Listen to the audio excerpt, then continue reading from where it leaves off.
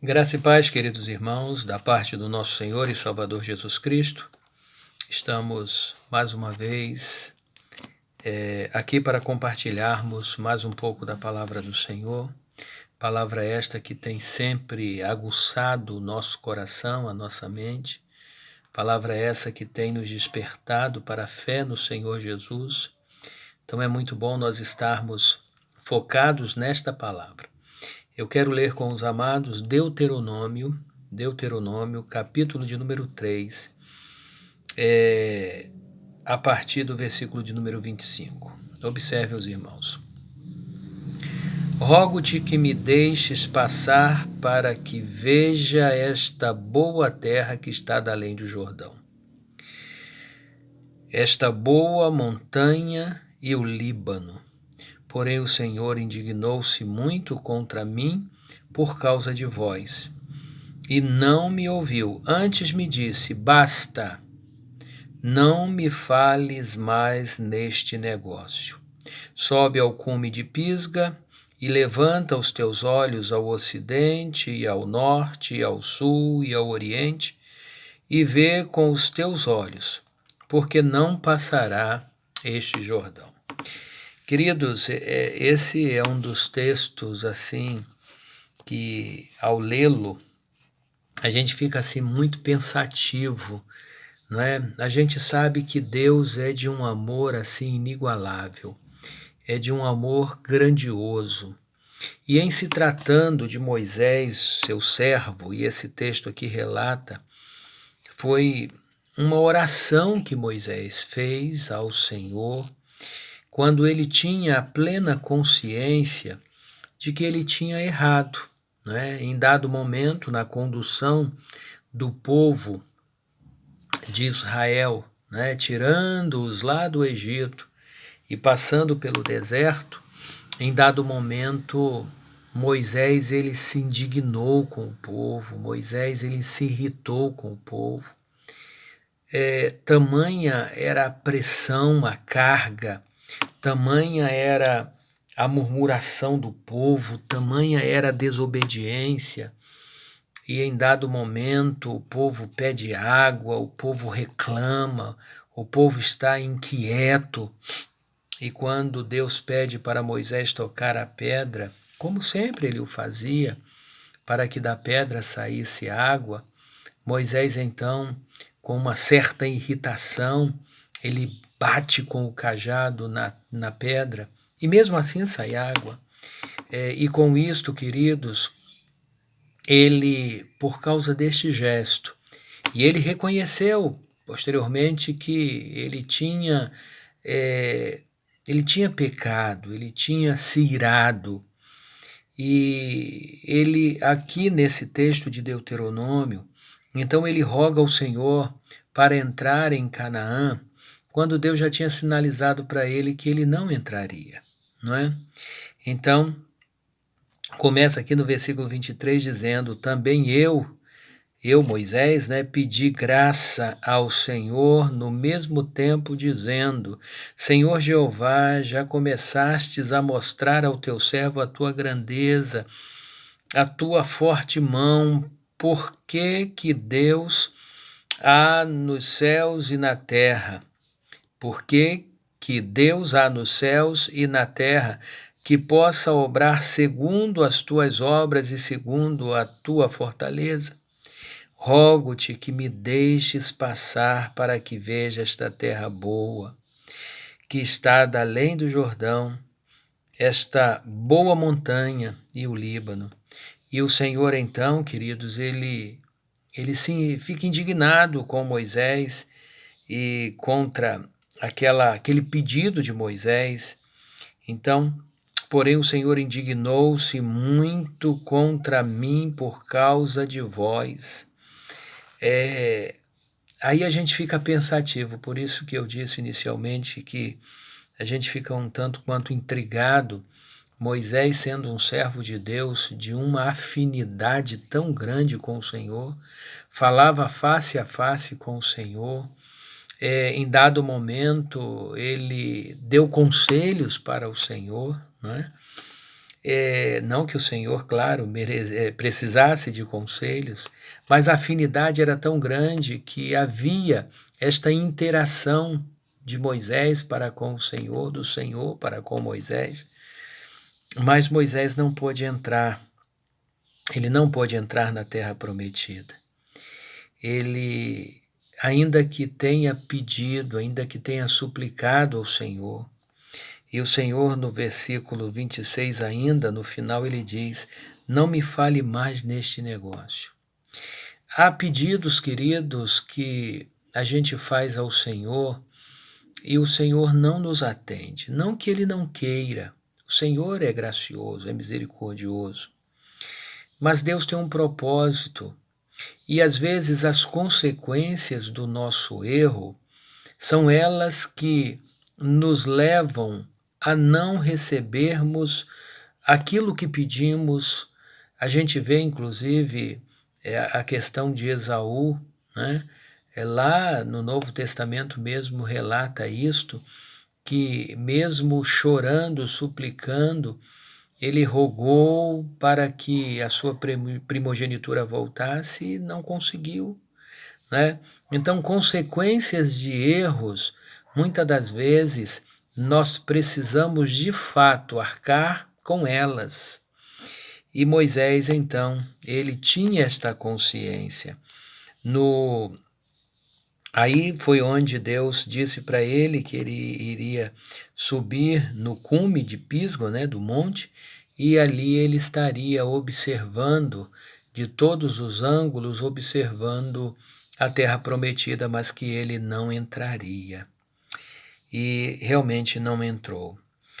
Ainda no capítulo 4, no versículo... no contexto do capítulo 4, Moisés exorta o povo à obediência, e é interessante que Moisés era um servo do Senhor tão íntegro, que ele não se indignou, ele não se frustrou com a resposta de Deus, né? E ele continua orientando o povo conforme o Senhor orientava, conforme o Senhor lhe mandava. E no capítulo 4, versículo 9, ele diz, tão somente guarda-te a ti mesmo e guarda bem a tua alma, que te não esqueça daquelas coisas que os teus olhos têm visto, e se não apartem do teu coração todos os dias da tua vida, e as farás saber a teus filhos, aos filhos de teus filhos. Então ele dá as orientações, os conselhos do Senhor ao povo, para que o povo pudesse guardar-se de si mesmo, porque bem sabia Moisés que o povo, sendo errante, precisava observar, precisava se autoanalisar para que pudesse então obedecer ao Senhor. Ainda no versículo 21 do capítulo 4 diz, repete inclusive o que nós lemos no finalzinho do capítulo 3, também o Senhor se indignou contra mim, novamente Moisés dizendo, por causa das vossas palavras, e jurou que eu não passaria o Jordão. O motivo, claro, de Moisés não ter podido entrar na terra prometida foi por causa, né, da luta contra o pecado do povo. Ele se dignou por causa da rebeldia do povo e por isto não entrou no Jordão. E em concordância com o que falávamos, no versículo de número 24, diz o seguinte, porque o Senhor teu Deus é um fogo que consome, um Deus zeloso. Aí onde eu disse que Moisés ele tinha plena consciência que o Deus que ele servia era um Deus zeloso, era um fogo consumidor. Então, muitas das vezes a gente brinca muito, a gente banaliza muito a graça de Deus. No Novo Testamento diz que Deus ele não se deixa escarnecer, não erreis. Deus ele não se deixa escarnecer. Há muitos que acham, não, eu vou pecar, mas depois Deus é bonzinho, Deus vai perdoar e Deus vai passar a mão por cima, Deus vai livrar das consequências. Queridos, quando nós pedimos perdão a Deus de fato, não há dúvida de que Ele nos perdoa, mas uma coisa é certa, as consequências, muitas das vezes as consequências nos levam a uma situação frustrante, mas a gente precisa permanecer de cabeça erguida. O Senhor me perdoou, o Senhor me ama, eu tenho afinidade com Deus, mas aquilo que eu fiz que desagradou ao Senhor, eu vou ter que, como consequência, vivenciar aquilo, né? A bondade do Senhor é muito grande, não tenham dúvida disso, que a bondade do Senhor é grandiosa, mas o Senhor é um Deus zeloso, é um fogo consumidor. A gente vê em 1 Coríntios capítulo 10, que quando Moisés, lá no deserto, ele feriu a rocha, aí o capítulo 10 de 1 Coríntios relata isto, né? A partir do versículo 1, quando ele diz o seguinte: ora, irmãos, não quero que ignoreis que nossos pais estiveram todos debaixo da nuvem e todos passaram pelo mar. E todos foram batizados em Moisés na nuvem e no mar. E todos comeram do mesmo manar espiritual. E beberam todos de uma mesma bebida espiritual, porque bebiam da pedra espiritual que os seguia. E a pedra era Cristo. Isso tudo, como diz no restante do texto, eram figuras que o Velho Testamento sempre apontava para Cristo, apontava para a graça, né? Então a gente conclui que quando Moisés ele feriu a rocha com ímpeto, é como que ele tivesse agindo daquela forma, de uma forma truculenta, com o próprio Cristo, porque a rocha representava Cristo. Então, por isto, queridos, que Moisés ele não entrou na terra prometida.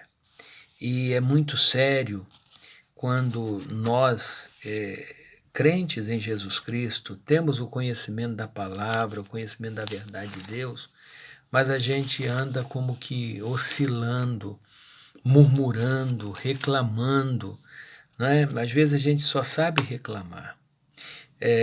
O autor aos Hebreus, no capítulo de número 4, tanto no capítulo 3 quanto no capítulo 4, ele relata essa questão. No capítulo 3 de Hebreus, ele diz de forma assim bem enfática, a partir do versículo 6, mas Cristo como filho sobre a sua própria casa, a qual casa somos nós, se tão somente conservarmos firmes a confiança e a glória da esperança até o fim.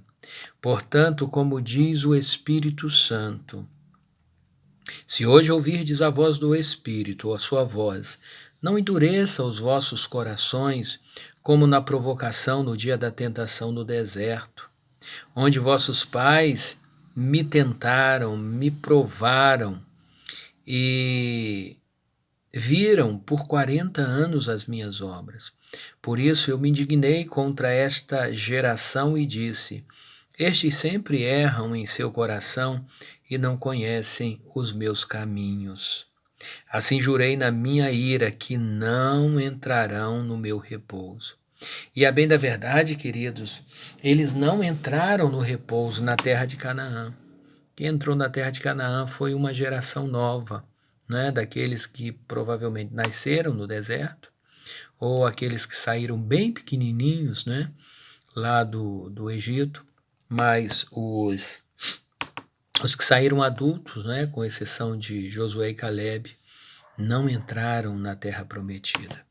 Então, a observação do texto, a exortação, é a que nós não endureçamos o nosso coração para que não aconteça de não entrarmos na glória celestial, no repouso celestial. No capítulo 4, versículo 9 de Hebreus diz, né? Portanto, resta ainda um repouso para o povo de Deus. Claro é que Moisés, né, eu não tenho dúvida pela referência, pela indicação da palavra de Deus, que Moisés está na presença do Senhor, não há dúvida quanto a isto. Mas ele não entrou na terra de Canaã, assim como muitos outros não entraram. Então, tirando agora uma lição para a nossa vida, cuidemos para que nós, por causa do pecado, da murmuração, por estarmos, por assim dizer, afligindo Cristo, maltratando Cristo, como que crucificando Ele novamente, tomemos cuidado para que não aconteça que nós não entremos na terra prometida, na mansão celestial. Tomemos cuidado, porque Deus é um Deus zeloso, Deus é um fogo consumidor. Então, meu amado, nos arrependamos, sinceramente, digamos: Senhor, perdoa o meu pecado, me ajuda, livra-me das tentações, me fortalece para que de fato eu possa estar convertido ao Senhor, convencido pelo Teu Espírito Santo, e não estar murmurando, e assim como Moisés, compreender os desígnios do Senhor, não é? Então, meus amados, que Deus aplique a sua palavra bendita ao nosso coração e que nós vivamos neste tempo uma vida que glorifique ao Senhor. Vamos orar? Feche os seus olhos. Querido Deus e Pai, em nome de Jesus nós louvamos o Teu nome. Dá, ó Deus, que nos firmemos em Ti.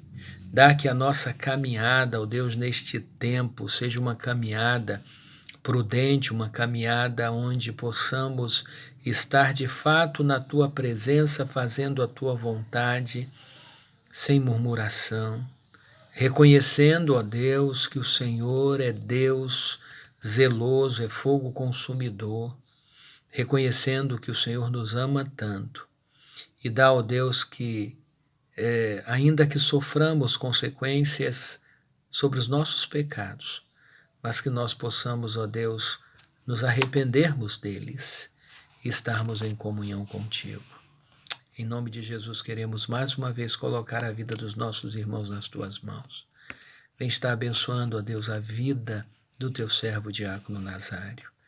Ó Deus, as nossas famílias necessitadas, as nossas famílias que estão com enfermidades em alguns dos seus membros. Ó Deus, entra com a Tua provisão, com o Teu carinho, com o Teu amor. Em nome de Jesus nós oramos. Amém. Que Deus, queridos, nos abençoe, em nome de Jesus. E que você possa permanecer firme, firme, firme, firme nos propósitos do Senhor. Que Deus o abençoe e até o próximo encontro, em nome de Jesus. Fiquem todos na paz.